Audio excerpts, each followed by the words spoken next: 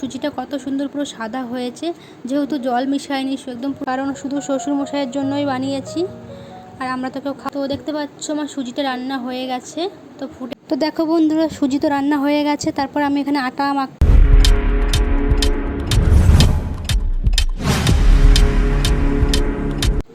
Hello everyone, welcome back to my channel. কেমন আছো তোমরা সকলে? আশা করছি ভালো আছো, আমিও খুব ভালো আছি। রূপা লাইফস্টাইল চ্যানেলে তোমাদের সকলকে জানাই অনেক অনেক স্বাগত, ভালোবাসা। এখন বাজে ওই 2:10-2:15 বাজে হয়তো। তো আমি একটু আগেই খাওয়া দাওয়া করে এলাম। তো খাওয়া দাওয়া করে এসে এখানে এখন বিড়ি পোড়াতে বসেছি। তো বিড়ি ভরা হয়ে গেছে, অল্প কটা বাকি আছে ভরতে। আর দেখতে পাচ্ছ সামনে বিড়ি আছে, আমি এখন মেশিন দিয়ে বিড়ি পোড়াচ্ছি। তো আগে তো আমাদের বাড়িতে মেশিন ছিল না, তো আগে মোমবাতিতে বিড়ি পোড়ানো হতো।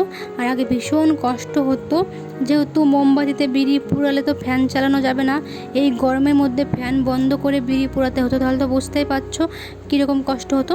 আর এখন যেহেতু মেশিন এনেছে, তো ফ্যান চালিয়েও আর কি বিড়ি পোড়াতে পারি, কোনো অসুবিধা হয় না। আর অনেকটা তাড়াতাড়ি হয় বিড়ি পোড়ানো আর কি।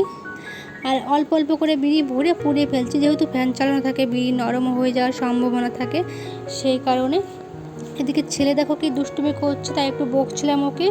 আর দেখো বাড়িতে অনেক ছোটো ছোটো কাঁচা কাঁচা আম পড়েছিল, তো সেই আমগুলো দিয়ে কটা কেটে হলুদ লবণ মাখিয়ে একটু রোদে শুকাতে দিয়েছি আর কি, ফলসি বানাবো।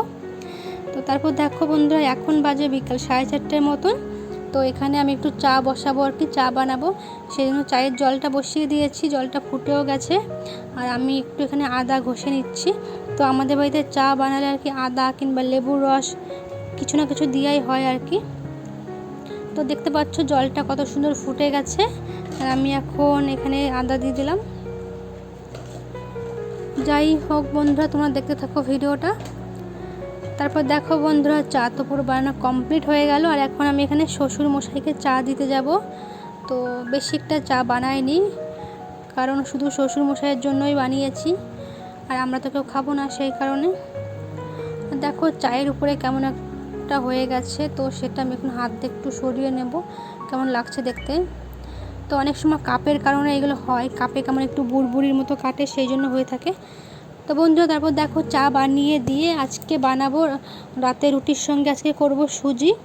তো এখন আমি একটু এক প্যাকেট সুজি নিয়ে এসেছি, এনে এখন থালে ঢেলে সুজিটা একটু পরিষ্কার করে নিচ্ছি, কিছু আছে নাকি নোংরা দেখছি আর কি।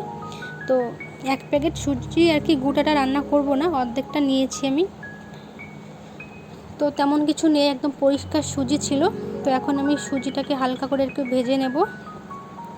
তো রাতে রুটির সঙ্গে রুটি আর সুজি হবে। তো এখানে দেখো আমি এখন চাপিয়ে দিয়েছি সুজিটা, হালকা করে একটু ভেজে নেব, খুব একটা বেশি ভাজা করব না। তো একদম সিম্পলভাবে সুজি, শুধু দুধ চিনি দিয়ে সুজি রান্না করব, বাড়তি আর অন্য কোনো কিছু আর কি দেব না। সুজি তো অনেক রকমভাবে রান্না করা হয়, আর আমি একদম সিম্পল করে রান্না করব শুধুমাত্র রুটি খাওয়ার জন্য আর কি। তো দেখো বন্ধুরা, সুজি তো আমার ভাজা হয়ে গেছে, তো ভেজে আমি এখন একটা থালে নামিয়ে নিচ্ছি। তারপরে দেখো বন্ধুরা, আমি এদিকে আর কি দুধ চাপিয়ে দিয়েছি, দুধটা আমার আগে থেকে জাল দেওয়া ছিল।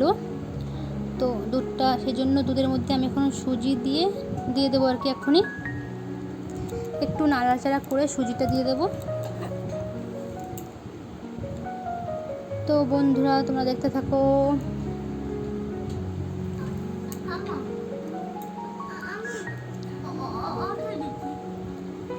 তো দেখো এর মধ্যে এখন সুজিটা দিয়ে দিচ্ছি।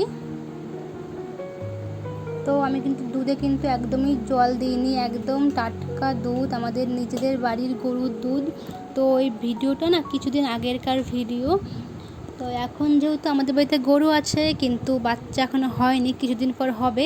এখন আমাদের বাড়িতে আপাতত কোনো দুধ নেই আর কি, পাশে একটা বাড়ি থেকে আর কি আমাদেরও দুধ আনা হয়।